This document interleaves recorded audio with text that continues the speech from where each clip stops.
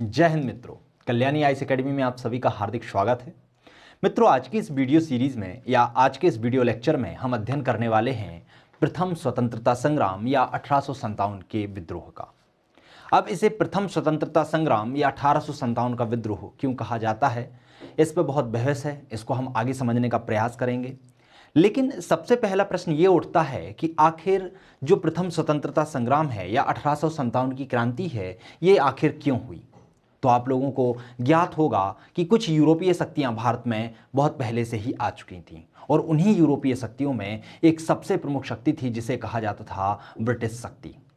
East India company द्वारा British शासन ने ईस्ट इंडिया कंपनी द्वारा अपनी सत्ता स्थापित कर ली थी भारत में। 1857 के 100 साल पहले 1757 का जो प्लासी का युद्ध हुआ था, उसके द्वारा उन्होंने अपनी सत्ता को स्थापित करने का कार्यक्रम संचालित कर दिया था।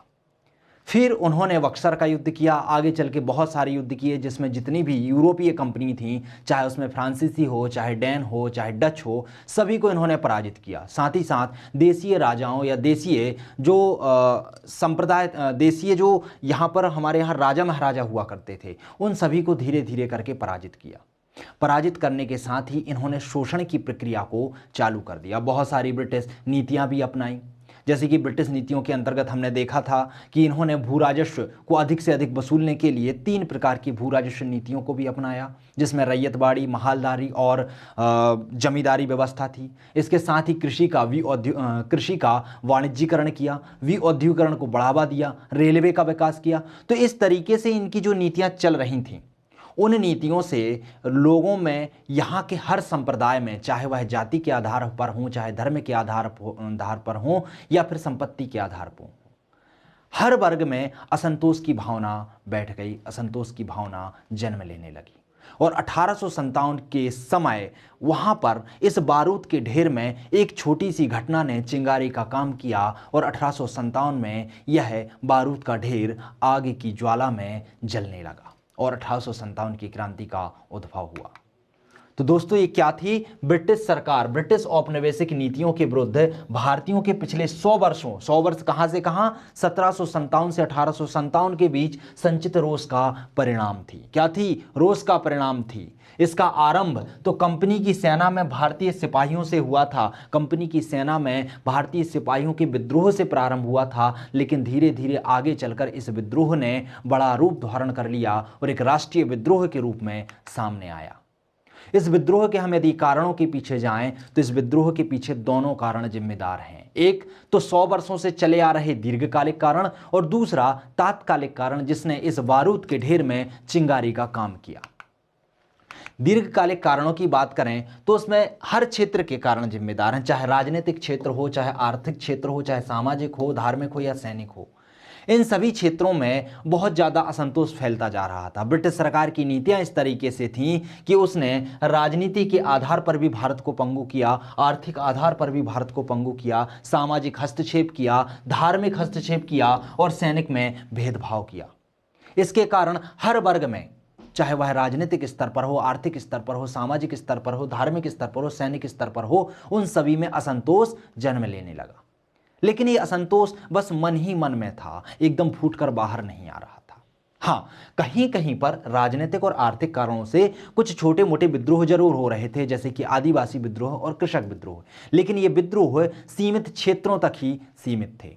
स्थानीय नेताओं द्वारा इनका प्रतिनिधित्व किया जा रहा था। यह विद्रोह इतना बड़ा रूप धारण नहीं कर पाए जैसा कि 1857 के विद्रोह ने किया।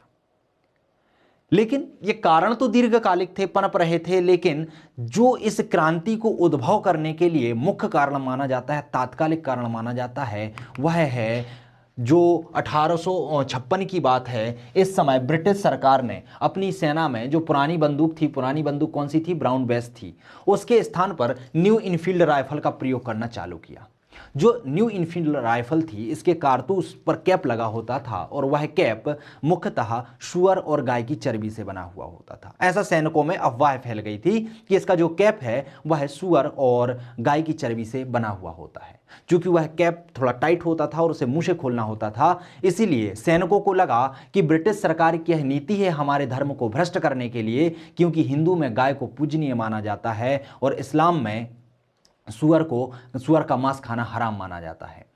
तो इस तरीके से उनको लगा कि ब्रिटिश सरकार की एक सोची समझी नीति है हमारे धर्म को भ्रष्ट करने की। इसी कारण से उन्होंने इस राइफल को सेना में भर्ती किया है और इस कारतूसों पर गाय और सुअर की चर्बी लगाई हुई है। तो यह अफवाह सैनिकों में फैल गई और अफरा तफरी मच गई और सैनिकों ने विद्रोह करना चालू कर दिया। पहला विद्रोह 26 फरवरी 1857 को बहरामपुर में हुआ, लेकिन इस विद्रोह को ब्रिटिश सरकार ने दबा लिया, सैनिकों को गिरफ्तार कर लिया। फिर उसके बाद 29 मार्च 1857 को बैरकपुर की 34वीं रेजिमेंट के एक सैनिक जिनका नाम था मंगल पांडे, उन्होंने सशस्त्र विद्रोह कर दिया और कुछ ब्रिटिश सैनिकों को मार दिया। ब्रिटिश सैनिकों को मारने के कारण यह चिंगारी फैल गई और चिंगारी ने बारूद के ढेर में आग का काम किया, चिंगारी का काम किया, जिससे यह ज्वाला पूरे भारत में धीरे धीरे कर फैलने लगी और 1857 की क्रांति, जो कि एक सिपाही विद्रोह से चालू हुई थी, आगे चलकर राष्ट्रीय विद्रोह के रूप में तब्दील हो गई। दीर्घकालिक कारणों की बात कर लेते हैं कि पहले से जो रोष इसमें जन्म ले रहा था वो किस तरीके का था। तो राजनीतिक कारणों में देखें तो जो सबसे बड़ी नीति थी व्यापगत की नीति, हड़प का सिद्धांत किसने लागू किया था? डलहौजी ने लागू किया था। चूंकि क्या था, भारतीय राजाओं में एक प्रथा पहले से ही चली आ रही थी, एक ढिलमुल प्रथा थी कि यदि किसी राजा का वंशज नहीं होता है, उसका पुत्र नहीं होता है, तो वह किसी संतान को गोद ले लेती हैं और वह गोद ली संतान ही इनकी मुख्य संतान के जैसी मानी जाती है और उन्हें अगला राजा मान लिया जाता है। चूंकि हमारे यहाँ जो राजाओं की प्रथा है वो वंशानुगत के आधार पर चल रही थी। डलहौजी को लगता है कि हमें अपने साम्राज्य का विस्तार करना है, ब्रिटिश साम्राज्य का विस्तार करना है, और उसके लिए हमें मुख्य तौर पर जितने भी ये देसी राजाएं हैं, जितनी भी ये देसी राजाओं के रूप में भारत में ये फैले हुए हैं, इन सभी को हमें ब्रिटिश राज्य के अंतर्गत लाना होगा, उन्हें ब्रिटिश सीमा के अंतर्गत समाहित करना होगा। तो उसके लिए उन्होंने व्यापगत का सिद्धांत लागू किया। व्यापगत के सिद्धांत के तहत था कि यदि किसी राजा की संतान सगी संतान नहीं होती है तो उस राज्य को, उस राज्य की सीमा को ब्रिटिश शासन में समाहित कर लिया जाएगा, ब्रिटिश सत्ता के अंतर्गत समाहित कर लिया जाएगा। तो इसके तहत ही ये ढिलमुल रीति का फायदा उठाकर ब्रिटिश सरकार के डलहौजी ने व्यापगत का सिद्धांत लागू किया, जिससे बहुत सारे राज्य जैसे कि सतारा, जैतपुर, संभलपुर, बघाट, उदयपुर, झांसी और नागपुर को, इस सभी को ब्रिटिश सत्ता में शामिल करने की प्रक्रिया चालू कर दी, जिस कारण से जो देशीय रियासतें थीं, देशीय राजा थे, उन सभी में अफरा तफरी मच गई और ब्रिटिश शासन के प्रति असंतोष की भावना ने जन्म ले लिया। वह अपने राजपाट की रक्षा करने के लिए, अपने आप को स्वतंत्र बनाए रखने के लिए विद्रोह में शामिल हो गए। फिर दूसरा था पेंशन एवं उपाधियों का अंत। ब्रिटिश सरकार ने धीरे धीरे जो भी देशीय राजा थे उनके लिए, जो ब्रिटिश सत्ता के अधीन आ गए थे, उनके लिए पेंशन और उपाधियों की बात की थी कि आपकी उपाधि बनी रहेगी और ब्रिटिश सरकार की तरफ से आपके खर्चे के लिए आपको पेंशन दी जाएगी। परंतु धीरे धीरे ब्रिटिश सरकार, जो राजा महाराजा थे जो ब्रिटिश सत्ता के अंतर्गत आ गए थे, उनकी उपाधियों का अंत करने लगी और उनकी पेंशन खत्म कर दी, जिसके कारण जो नाना साहब थे, धोधू पंत जिनका उपनाम था, उनके साथ साथ अन्य राजाओं में भी आक्रोश आ गया, क्योंकि इनकी पेंशन बंद हो गई थी और उन्होंने भी 1857 की क्रांति में शामिल होकर भाग लिया। ऐसे ही कुशासन के आधार पर अवध का विलय भी एक मुख्य कारण माना जाता है, क्योंकि व्यापगत के सिद्धांत के अनुसार एक नियम था कि जिस राजा की वैध संतान नहीं होगी उस राज्य को ब्रिटिश सत्ता में मिला दिया जाएगा। लेकिन यहां पर जो अवध था, वहां पर जो वैध संतान वो थी, वैध संतान थी, तो इसको कैसे मिलाया जाए?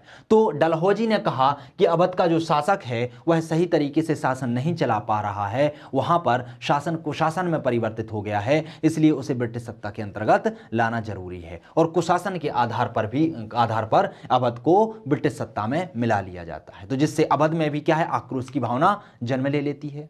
इनाम कमीशन के द्वारा क्या है, इसे 1857 में डलहौजी लाता है और इसके द्वारा जमींदारों और जागीरदारों में असंतोष फैल जाता है, क्योंकि इनाम कमीशन के अंतर्गत करीब करीब 20,000 जागीरों को जब्त कर लिया जाता है।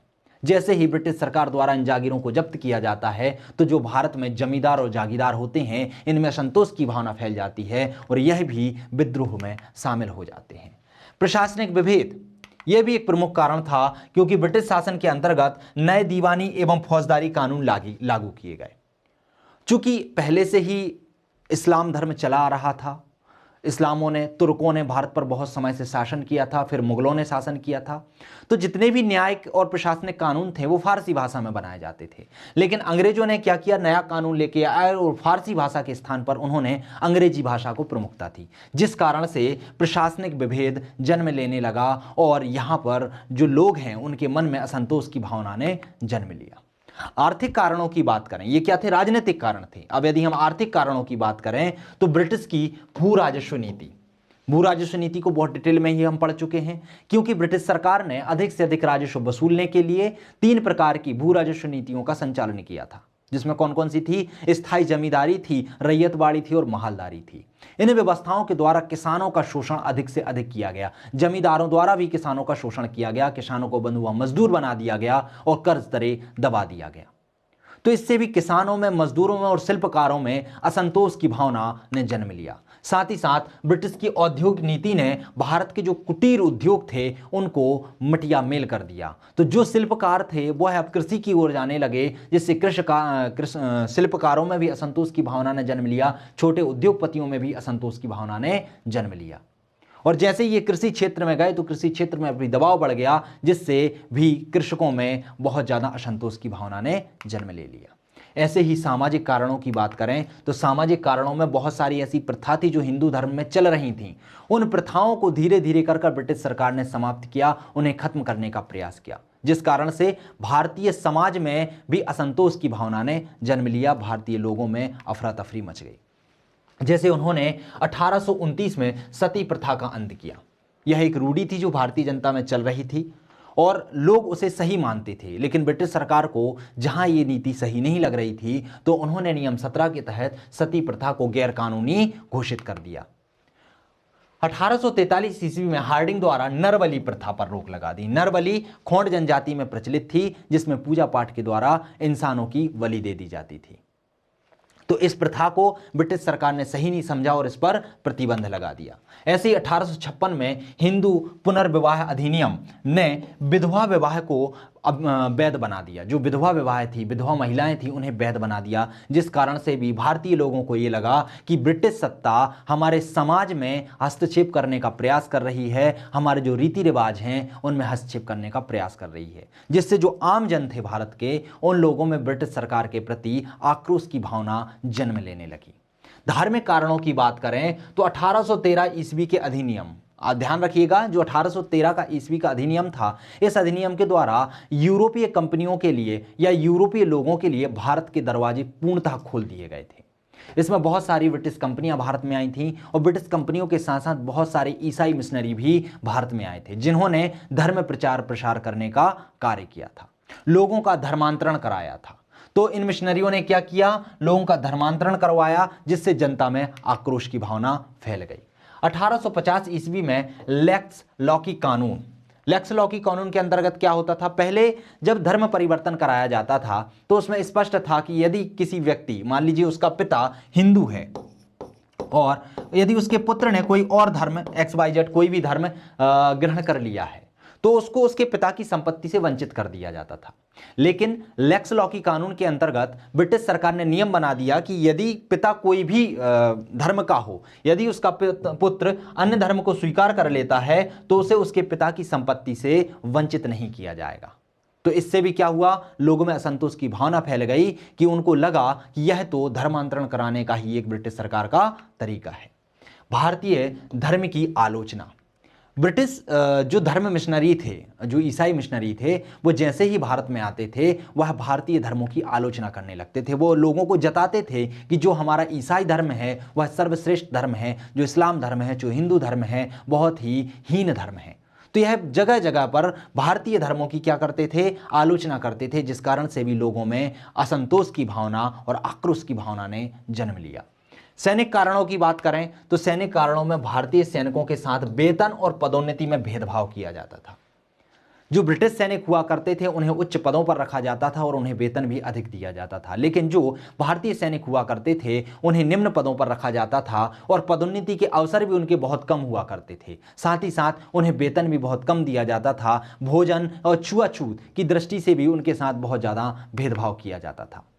धार्मिक मान्यताओं की मनाही थी। सेनाओं में क्या थी, धार्मिक मान्यताओं की मनाही थी, जैसे कि जो सरदार हुआ करते थे उन्हें पगड़ी पहनने, चूड़ा पहनने की मनाही थी। तो इस कारण से भी लोगों में जो सैनिक थे, जो अलग अलग धर्मों से ब्रिटिश सत्ता में शामिल हो चुके थे, ब्रिटिश सैनिक बन चुके थे, उनमें भी असंतोष की भावना धीरे धीरे जन्म लेने लगी। डाकघर अधिनियम 1854 के द्वारा पहले जो भारतीय सैनिक फ्री में निःशुल्क तौर पर डाक भेज सकते थे, निःशुल्क डाक भेजने की सुविधा उन्हें प्रदान की गई थी, वह अब छीन ली गई।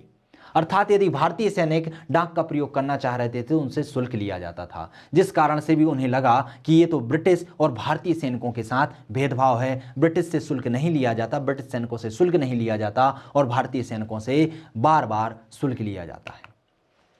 सामान्य सेना अधिनियम 1856, जिसके तहत यह करारनामा करवाया गया था कि कोई भी व्यक्ति यदि ब्रिटिश सैनिक में समाहित होता है तो ब्रिटिश सेना कुछ भी कार्य करा सकती है। और जब बर्मा के साथ युद्ध हुआ और अन्य देशों के साथ युद्ध हुआ तो भारतीय सैनिकों को जबरन समुद्र पार ले जाया गया और भारतीयों में यह मान्यता थी कि यदि वह समुद्र के पार जाते हैं तो उनका धर्म भ्रष्ट हो जाएगा, उनका धर्म समाप्त हो जाएगा। तो इस भावनाओं के खिलाफ भी कुछ यह कार्यक्रम किए गए थे, जिस कारण से लोगों में असंतोष की भावना ने जन्म लिया था। तो दोस्तों, ये बहुत सारे कारण हैं, दीर्घकालिक कारण हैं, चाहे वह सामाजिक हो, आर्थिक हो, राजनीतिक हो या फिर सैनिक हो, जिन्होंने भारतीयों के अंदर धीरे धीरे आक्रोश की भावनाओं को जन्म दिया था और ब्रिटिश सरकार के प्रति, जो ब्रिटिश सरकार नीति अपना रही थी, उसके प्रति आक्रोश की भावनाओं को जन्म दिया था। तो यह बारूद का ढेर तो बहुत पहले से ही बन रहा था। जैसे ही ब्रिटिश सत्ता अपनी सत्ता को स्थापित करती है 1757 की प्लासी की युद्ध के बाद से, उसी समय से आक्रोश की भावना धीरे धीरे जन्म लेती रहती है। लेकिन जो 1857 की क्रांति में बैरकपुर में विद्रोह होता है, सैनिक विद्रोह होता है, यह इस बारूद के ढेर में चिंगारी का काम करता है और इस ज्वाला को भड़का देता है। तो ये कारण हुए। यदि आपसे कारण पूछे जाएं 1857 क्रांति के, तो आपको इसी तरीके से लिखने हैं: तात्कालिक कारण, सामाजिक, आर्थिक, राजनीतिक और धार्मिक और सैनिक कारण। तो इस तरीके से ही आप जब वर्गीकृत करके लिखेंगे तो आपको नंबर मिलने के चांसेस ज़्यादा हैं। और ध्यान रखिएगा, जो 1857 की क्रांति के कारण हैं, यह 5 नंबर में भी पूछे जा सकते हैं और 11 नंबर में भी पूछे जा सकते हैं। तो दोनों तरीके से आपको तैयार करके चलना है। अब 1857 की क्रांति के जो विद्रोह था उसका स्वरूप क्या था? 1857 का जो विद्रोह था उसका स्वरूप क्या था? तो देखिए दोस्तों, स्वरूप को लेकर जो इतिहासकार हैं, जो विद्वान हैं, उनमें मतभेद है। जो ब्रिटिश इतिहासकार हैं, ब्रिटिश विद्वान हैं, वह इस क्रांति को अलग रूप देते हैं और जो भारतीय विद्वान हैं, भारतीय इतिहासकार हैं, यह 1857 की क्रांति को अलग नाम देते हैं। और इसका जो नामकरण है या इसमें जो भी मतभेद हैं वह किन चीज़ों को लेकर है? जैसे कि विद्रोह में शामिल लोग, विद्रोह में शामिल लोगों के आधार पर भी इनमें मतभेद होता है। विद्रोह के विस्तार को लेकर, अपनाए गए तरीकों को लेकर, साथ ही साथ विद्रोहियों के लक्ष्य को लेकर। तो ये बहुत सारे रीज़न थे कि इनमें कौन कौन लोग शामिल हुए, इसका विस्तार कितना ज़्यादा था, इसमें किन तरीकों को अपनाया गया, साथ ही साथ इस विद्रोह के आधार पर लक्ष्य क्या तय किए गए। तो इनके आधार पर ब्रिटिश जो इतिहासकार हैं, ब्रिटिश जो विद्वान हैं, वह अपना मत प्रस्तुत करते हैं।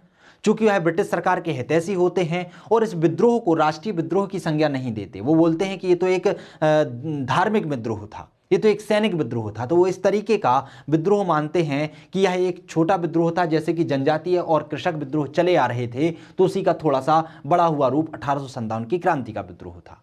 जैसे कि इन विद्वानों में Lawrence, Seeley, Trevelyan, Malleson, T R. Holmes, R. James और आउटड्रम और डब्ल्यू. टेलर जैसे अंग्रेजी विद्वान या इतिहासकार क्या मानते हैं कि यह तो एक सैनिक विद्रोह था, अर्थात सेना के द्वारा किया गया विद्रोह था। ये राष्ट्रीय विद्रोह नहीं था, ये तो सिर्फ सेना के द्वारा किया गया विद्रोह था।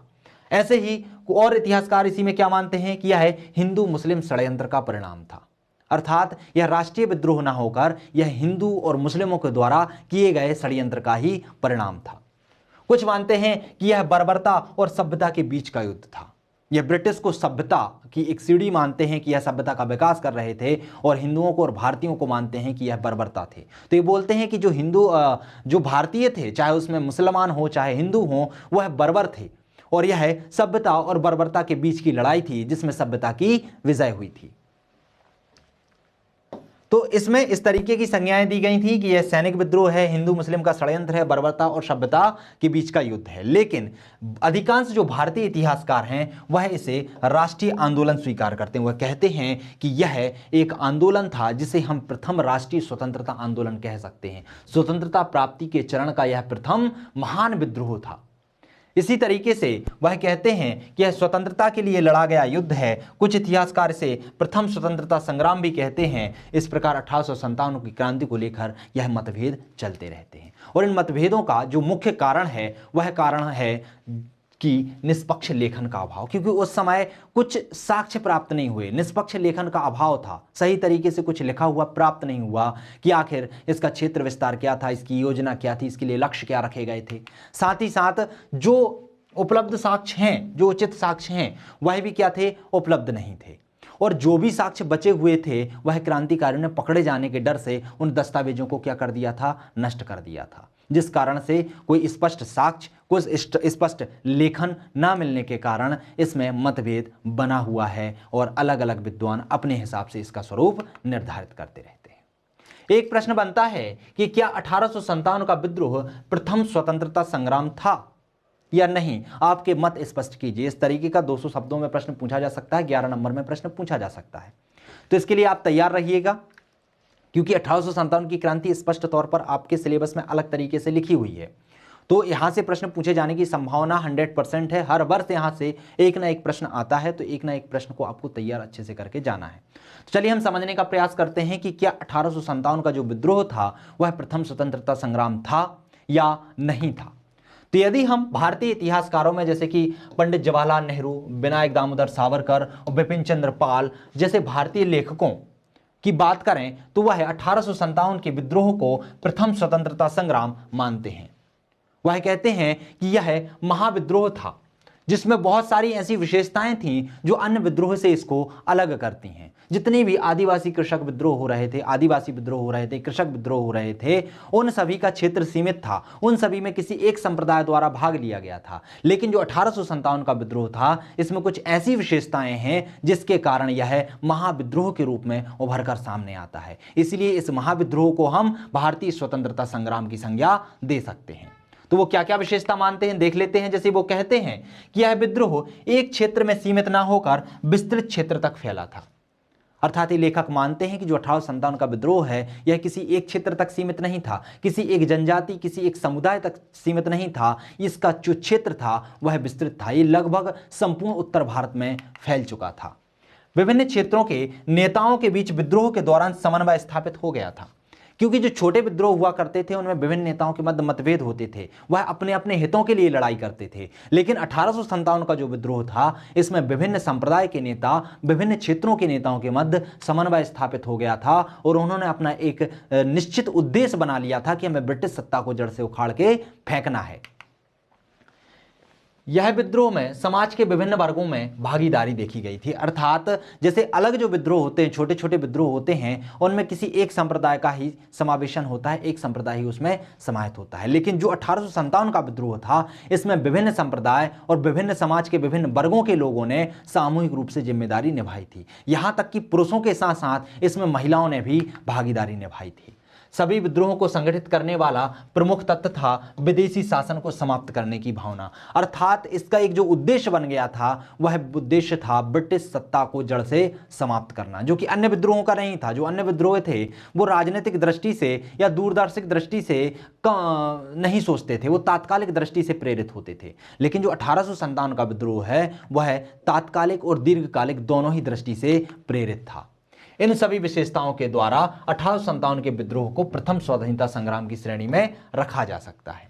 किंतु राजनीतिक सिद्धांतों के अनुसार राष्ट्रीय संघर्ष या स्वाधीनता संग्राम में कुछ विशेषताएं होती हैं कि यदि हम किसी भी संग्राम को राष्ट्रीय संघर्ष या स्वाधीनता संग्राम कब मानेंगे, यदि उसमें यह विशेषता हो। क्या? जैसे कि उसमें एक निश्चित विचारधारा होना चाहिए, उसमें एक निश्चित संगठन होना चाहिए, साथ ही साथ निश्चित नेतृत्व की उपस्थिति होना चाहिए। तो यदि किसी विद्रोह में एक निश्चित विचारधारा है, निश्चित संगठन है और एक नेतृत्वकर्ता है, यदि इन चीजों की उपस्थिति है तो हम उस विद्रोह को महाविद्रोह या स्वाधीनता संग्राम या राष्ट्रीय विद्रोह की उपमा दे सकते हैं। परंतु यदि हम 1857 के विद्रोह की बात करें तो इसमें जो इसका क्षेत्र था बहुत ज़्यादा विस्तृत नहीं था। बहुत सारे क्षेत्र थे जो इससे अछूते रह गए थे, जैसे कि पंजाब, बंबई, कलकत्ता तथा मद्रास। ये क्षेत्र क्या थे, इस विद्रोह से अछूते रह गए थे। इन क्षेत्रों में 1857 का विद्रोह नहीं हुआ था। साथ ही साथ विद्रोहियों के पास किसी निश्चित योजना का ना होना। जो 1857 के जो विद्रोही थे, जो स्वतंत्रता सेनानी थे, उनके पास कोई निश्चित योजना नहीं थी। वह शुरुआत में अपने अपने हितों के लिए ही लड़ रहे थे। चाहे हम झांसी की रानी की बात करें, लक्ष्मीबाई की बात करें, चाहे हम धोदू पंत की बात करें, धोदू पंत अपने पेंशन के लिए लड़ रहे थे, रानी लक्ष्मीबाई अपने राज्य के लिए लड़ रही थी, क्योंकि हड़प के सिद्धांत के द्वारा उनके राज्य को हड़पा जा रहा था। तो इस तरीके से जितने भी राजा थे वह क्या थे, वह अपने अपने हितों के लिए लड़ रहे थे, ना कि किसी राष्ट्रीय हित के लिए। इस समय तक राष्ट्रीय जैसी कोई भावना ने जन्म ही नहीं लिया था। साथ ही साथ आपसी तालमेल का इन सभी में अभाव था।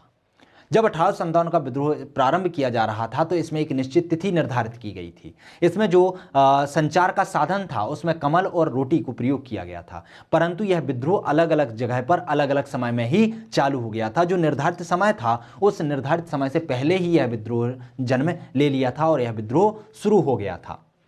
इसमें एक योग्य नेतृत्व की कमी थी। बहुत सारे अच्छे नेतृत्व थे लेकिन वह छोटे स्तर के थे। एक राष्ट्रीय स्तर का ऐसा कोई भी बड़ा नेतृत्व नहीं था जो कि सभी संप्रदाय के लोगों को, सभी राजाओं को एकजुट रख सके या अपनी नीतियों के अनुसार उसे चला सके। बहादुर शाह जफर को राष्ट्रीय नेता घोषित तो कर दिया जाता है, लेकिन वह इतना बूढ़ा हो चुका होता है कि वह खुद ही नहीं संभल पाता, तो वह इस विद्रोह को किस तरीके से संभालता। इसके अतिरिक्त विद्रोह में शामिल विभिन्न नेता अपने निजी हितों के लिए लड़ रहे थे। 19वीं शताब्दी के उत्तरार्ध में भारत में राष्ट्रवाद एवं स्वतंत्रता के बीज प्रस्फुट ही नहीं हुए थे। इस समय तक राष्ट्रवाद जैसी कोई भावना थी ही नहीं। सभी नेता अपने छोटे छोटे हितों के लिए ही लड़ रहे थे और ब्रिटिश सत्ता के प्रति संघर्ष कर रहे थे। इसलिए 1857 ईस्वी के विद्रोह को स्वतंत्रता संग्राम तो नहीं कहा जा सकता, किंतु किसी भी साम्राज्यवादी शक्ति के विरुद्ध किसी औपनिवेश का यह सबसे बड़ा विद्रोह जरूर कहा जा सकता है कि यह उपनिवेश देश के द्वारा किसी साम्राज्यवादी शक्ति के विरुद्ध एक सबसे बड़ा विद्रोह था, जिसमें ब्रिटिश सेना के सामने, ब्रिटिश सेना के बीच में एक बड़ी असैनिक शक्ति जनसंख्या के रूप में खड़ी हुई थी। यह विद्रोह आधुनिक राष्ट्रवाद को भले ही अभिव्यक्त ना करे, लेकिन यह आरंभिक राष्ट्रवाद को जरूर अभिव्यक्त करता है और 1857 की क्रांति के कारण ही लोगों में राष्ट्रवाद जैसी भावना का जन्म होता है। और आगे चलकर जितने भी राष्ट्रीय विद्रोह होते हैं, राष्ट्रीय आंदोलन होते हैं, उन सभी में जो आधारशिला का काम करता है वह 1857 की क्रांति ही करती है। तो इस आंसर को हम इस तरीके से फ्रेम करके लिख सकते हैं। चलिए अब हम बात कर लेते हैं 1857 के विद्रोह के बारे में विभिन्न मत। बहुत सारे इतिहासकार हैं जो अपने अनुसार अलग अलग मत देते हैं। प्रारंभिक परीक्षा और मुख्य परीक्षा में 3 नंबर के हिसाब से बहुत ही महत्वपूर्ण है। यहाँ पर सीधे सीधे पूछ लिया जाता है कि इन इतिहासकार के आधार पर 1857 का विद्रोह क्या था, अर्थात इन्होंने 1857 के विद्रोह के विषय में क्या कहा था। जैसे कि सर जॉन लॉरेंस और सीले, वह कहते हैं कि यह पूर्णतः सैनिक विद्रोह था। क्या था? सैनिक विद्रोह था, क्योंकि यह ब्रिटिश इतिहासकार थे और यह ब्रिटिश सत्ता के प्रति अपनी असीम आस्था रखते थे। और वह कहते हैं कि जो 1857 का विद्रोह था वह राष्ट्रीय विद्रोह ना होकर वह तो सिर्फ पूर्णतः सैनिक विद्रोह था, जो सैनिकों के द्वारा ब्रिटिश सत्ता के प्रति किया गया था। डिज़रायली कहते हैं कि यह राष्ट्रीय विद्रोह था। डिज़रायली क्या कहते हैं कि यह राष्ट्रीय विद्रोह था। L.R. रीज कहते हैं कि यह ईसाई धर्म के विरुद्ध एक धर्म युद्ध था जो हिंदू और इस्लाम के द्वारा किया गया था। T.R. होम्स कहते हैं कि यह सभ्यता एवं बर्बरता का संघर्ष था। सभ्यता और बर्बरता के बीच संघर्ष था। जेम्स आउटडस डब्ल्यू कहते हैं कि यह हिंदू मुस्लिम का षड्यंत्र था। क्या था? ये हिंदू मुस्लिम के बीच षड्यंत्र था।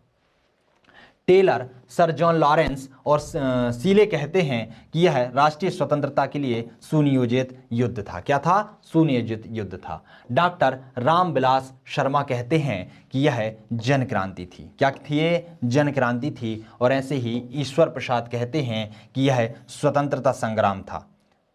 क्या था? ये स्वतंत्रता संग्राम। में पूछा जाता है कि इसे स्वतंत्रता संग्राम किसने कहा है, तो डॉक्टर ईश्वर प्रसाद। और ये वाला मत बहुत ही महत्वपूर्ण है, ये पूछा जाता है आर.सी. मजूमदार ने क्या कहा था, तो आर.सी. मजूमदार कहते हैं कि ना तो यह प्रथम था, ना ही राष्ट्रीय था और ना ही यह स्वतंत्रता संग्राम था।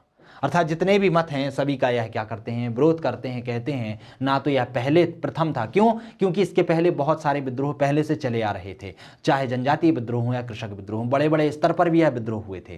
बोलते हैं ना ये राष्ट्रीय था, क्योंकि इस समय तक तो राष्ट्रीय भावना ने जन्म ही नहीं लिया था। यह विद्रोह तो अपने क्षेत्रीय उद्देश्यों को पूरा करने के लिए लड़ा जा रहा था। और कहते हैं ना ही यह स्वतंत्रता संग्राम था, क्योंकि सभी नेता अपने अधिकारों के लिए लड़ रहे होते हैं, ना कि स्वतंत्रता प्राप्ति के लिए। तो इस तरीके से इनके मत हैं, ये प्रमुख इतिहासकार हैं और उन्होंने 1857 के विद्रोह के प्रति अपने अपने मत रखे हैं कि यह वास्तव में था क्या। अब हम बात कर लेते हैं विद्रोह की असफलता के कारण। क्योंकि आप लोगों ने देखा है कि जो 1857 का विद्रोह है वह बहुत क्षेत्र तक फैला हुआ था। हाँ, कुछ क्षेत्र जरूर थे जहां पर यह विद्रोह नहीं फैला था, जैसे बंबई हो गया, कलकत्ता हो गया और पंजाब हो गया, यहां पर नहीं फैला था, लेकिन फिर भी इसका विस्तार बहुत सारे क्षेत्रों में हो चुका था। साथ ही साथ इसे व्यापक समर्थन भी प्राप्त हुआ था और समाज के सभी वर्गों तो इससे प्रभावित नहीं होते, लेकिन फिर भी बहुत सारे वर्ग इससे प्रभावित हो चुके थे। सैनिक और असैनिक दोनों ही वर्गों ने इसमें हिस्सा लिया था। तो जब यह इतना विस्तृत था, इतने सारे लोगों ने इसका सपोर्ट किया, इतने सारे लोग इसमें समाहित हुए, फिर भी आखिर यह विद्रोह असफल क्यों हो गया? तो इसके पीछे भी बहुत सारे कारण हैं, उन्हें हम समझने का प्रयास करते हैं। तो क्या क्या कारण है समझते हैं। सबसे पहले देखते हैं 1857 के विद्रोह स्थानीय, सीमित तथा असंगठित था।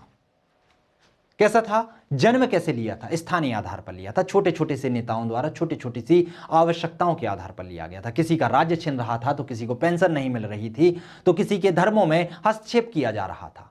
तो अपने अपने उद्देश्यों के लिए, उनको पूरा करने के लिए और अपने हितों की रक्षा करने के लिए यह विद्रोह ने जन्म लिया था। असंगठित था, ऐसा संगठन नहीं था कि पूरा देश एक ही सूत्र में पिरोया हो, या पूरे जितना भी देश है या जितने भी संप्रदाय थे या जितने भी राजा थे, जितनी भी देसी रियासतें थीं, वो सभी एक ही उद्देश्य के पीछे इस विद्रोह को कर रहे हों, या उनका उद्देश्य ब्रिटिश सत्ता को जड़ से उखाड़ फेंकने का हो। तो ऐसा कोई उद्देश्य नहीं था। कोई चाह रहा था कि हमारा राज्य हमें वापस कर दिया जाए, कोई चाह रहा था कि हमें पेंशन वापस मिलने लगे। तो इस तरीके के छोटे छोटे उद्देश्यों को लेकर ये चल रहा था। इसलिए कैसा था? स्थानीय था, सीमित था और संगठित था। यह दक्षिण भारत और पंजाब का अधिकांश हिस्सा इस क्रांति से कैसा था? अछूता था। सभी भारत में यह नहीं फैला हुआ था। तो चूंकि पूरे भारत से ब्रिटिश सत्ता का विरोध न होने के कारण भी यह क्या हुआ था? असफल हुआ था। बिना किसी पूर्व योजना के ही यह प्रारंभ हो गया था। इसमें योजना पहले बनाई गई थी कि इस तिथि को हम यह आंदोलन शुरू करेंगे, यह विद्रोह चालू करेंगे, परंतु हुआ क्या कि छोटी छोटी सी घटनाओं के कारण अलग अलग समय पर अलग अलग जगह से यह आंदोलन प्रस्फुट हो गया। सिपाही बहादुर थे, स्वार्थ रहित थे, क्योंकि उनमें कोई स्वार्थ नहीं था, लेकिन इन सभी में अनुशासन की कमी थी। अपने मन का काम करते थे। तो कैसे थे? बहादुर थे, माना, स्वार्थ रहित भी थे, वह एक उद्देश्य की प्राप्ति के लिए कर रहे थे, लेकिन इन सभी में क्या थी? अनुशासन की कमी थी। इनके समक्ष एक योग्य नेतृत्व का अभाव था। एक कोई ऐसा व्यक्ति नहीं था जो इन्हें नेतृत्व प्रदान कर सके। देश के विभिन्न भागों में हो रहे विद्रोहों के बीच कोई तालमेल नहीं था। पूरे भारत में अलग अलग जगह पर यह विद्रोह प्रस्फुट हुआ, लेकिन इन सभी में कोई तालमेल नहीं था। कोई किसी और उद्देश्य के लिए लड़ रहा था तो कोई किसी और उद्देश्य के लिए लड़ रहा था। अंग्रेजों के वास्तविक रूप को ना पहचान पाने के कारण जो भारत का शिक्षित वर्ग था वह इस विद्रोह से कहां रहा था? दूर रहा था। उसने इसका सपोर्ट नहीं किया। निश्चित योजना एवं योग्य नेतृत्व का अभाव था, क्योंकि इसमें कोई निश्चित योजना नहीं बनाई गई थी, बस अपने अपने उद्देश्यों के लिए तरीके से लड़ा जा रहा था। साथ ही साथ कोई भी राज्य तब तक इस विद्रोह में शामिल नहीं होता था जब तक कि उसकी आन पर ना आ जाती। जैसे हम झांसी की बात करें तो झांसी विद्रोह पहले से ही चल रहा था, लेकिन झांसी ने इसमें पहले से प्रतिनिधित्व नहीं किया जब तक कि ब्रिटिश सत्ता की निगाहें झांसी पर नहीं पड़ी। जब वो झांसी को हड़पने के लिए आए तब झांसी विद्रोह में समाहित हुई। इसी तरीके से अलग अलग जो देसी रियासतें और जो राजा हुआ करते थे वह तब तक इस विद्रोह में शामिल नहीं होते थे जब तक कि ब्रिटिश सरकार उनके हितों को छीन ना ले। ऐसे ही इसमें योग्य नेतृत्व का अभाव था। जो मुगल शासक बहादुर शाह जफर था उसे प्रमुख शासक बना दिया गया था, जो कि अब बूढ़ा हो चुका था और उसमें नेतृत्व करने की क्षमता नहीं बची हुई थी। निश्चित उद्देश्यों की कमी थी, जैसे कि विद्रोहियों के सम्मुख विदेशी विरोध की भावना के अतिरिक्त कोई अन्य समान उद्देश्य नहीं था। उन्हें अंतिम लक्ष्य का भी पता नहीं था कि 1857 का विद्रोह तो हम कर रहे हैं, लेकिन यदि हम ब्रिटिश सत्ता को पराजित कर भी देते हैं तो हम आखिर करेंगे क्या आगे चल के। तो ऐसा कोई अंतिम इनको लक्ष्य पता नहीं था कि इसके विद्रोह के बाद हमें आगे जाके करना क्या है। सीमित साधनों का ये प्रयोग करते थे। विद्रोहियों के पास परंपरागत हथियार हुआ करते थे, जैसे कि तलवार, भाल, कुल्हाड़ी, इन्हीं से वह युद्ध लड़ा करते थे। और जो ब्रिटिश सेना थी वह आधुनिक से लैस हथियारों का उपयोग करती थी, एक से एक बंदूकों का उपयोग करती थी, जिस कारण से भी जो विद्रोही थे वो उनको दबाने में ब्रिटिश सरकार बहुत अच्छे से कुशल साबित हुई।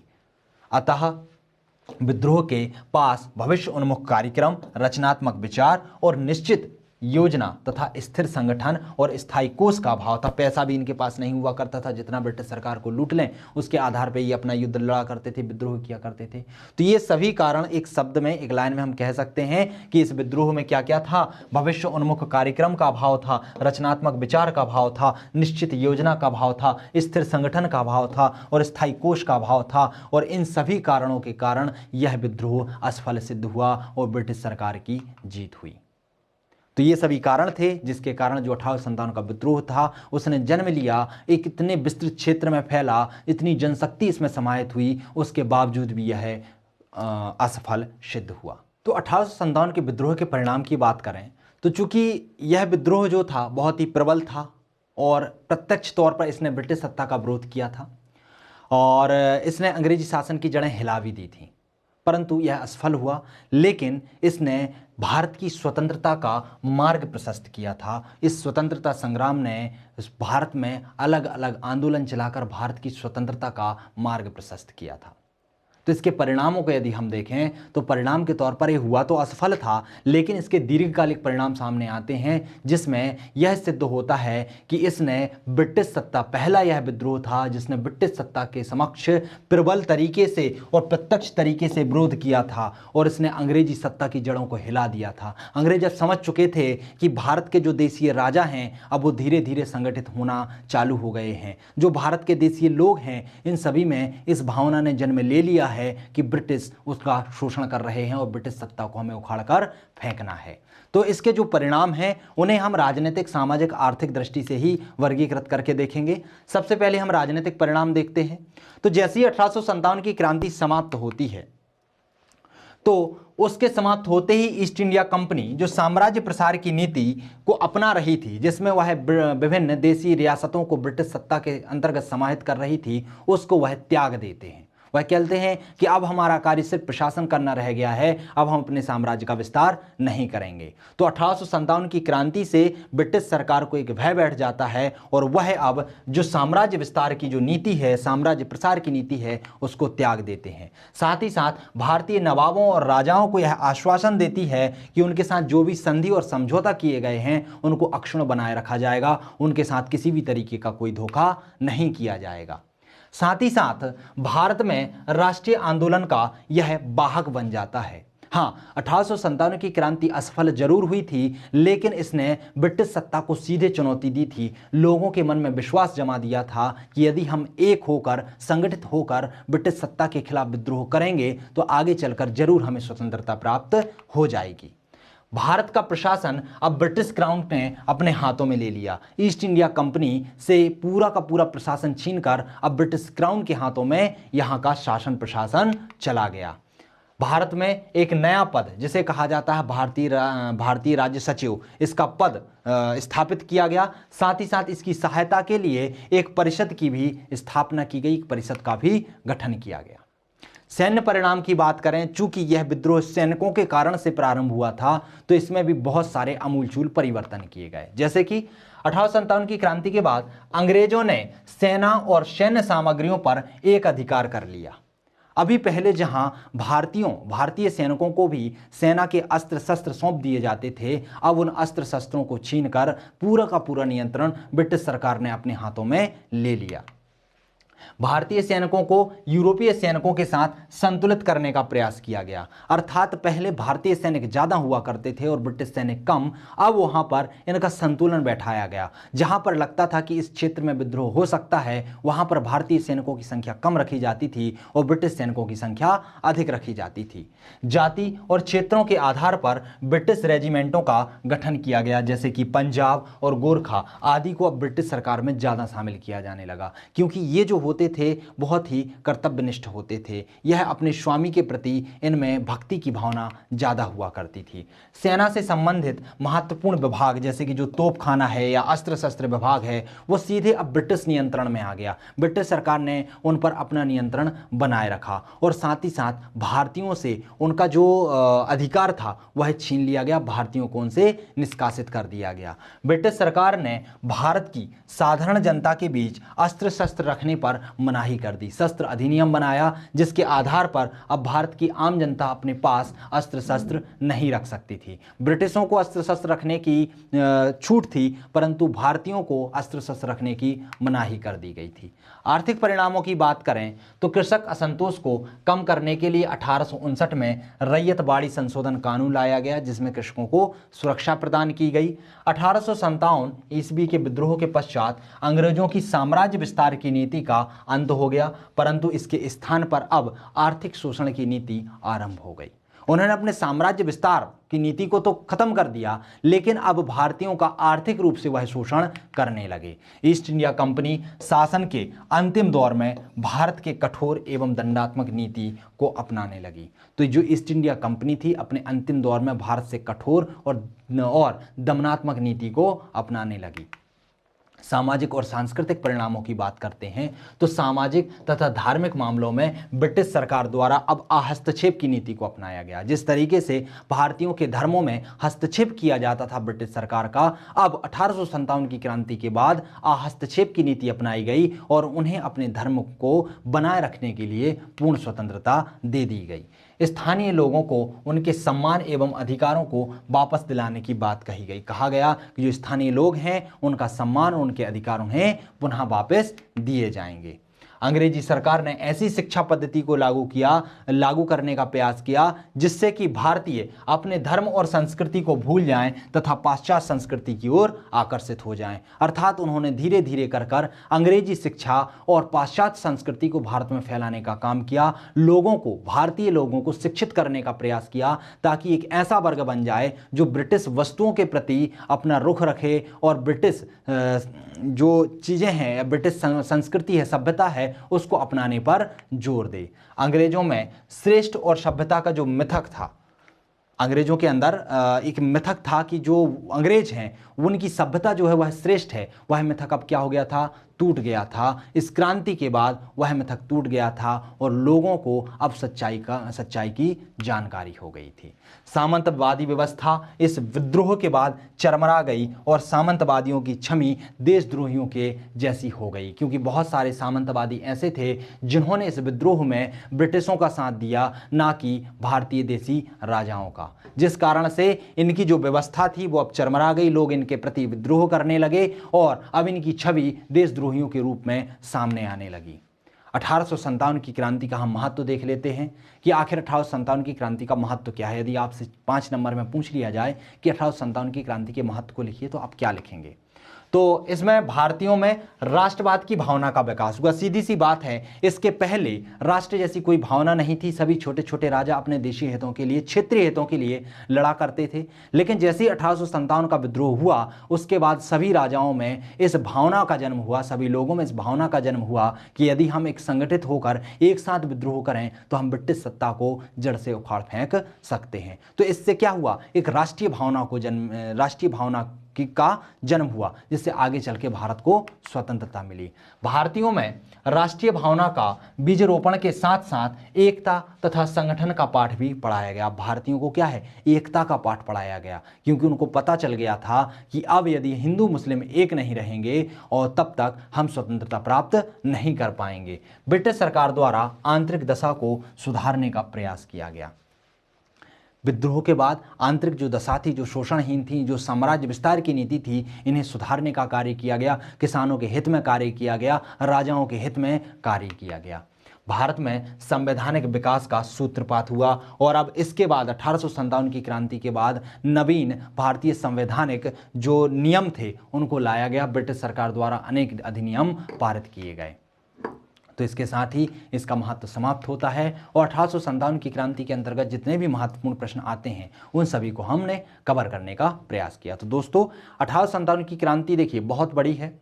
उसके अंतर्गत अब आप बुकों में पढ़ेंगे तो कैसे स्टार्ट हुई, क्या चरण थे, पहले विद्रोह कहाँ हुआ, फिर कहाँ हुआ, किन किन सेनानियों ने इसमें भाग लिया, बहुत सारी चीज़ें हैं। वह प्रीलिम्स के पॉइंट ऑफ व्यू से बहुत महत्वपूर्ण है। मुख्य परीक्षा में चूंकि 1857 की क्रांति से दीर्घोत्तरीय, लघुत्तरीय और अति लघुत्तरीय प्रश्न 3 प्रकार से बन सकते हैं।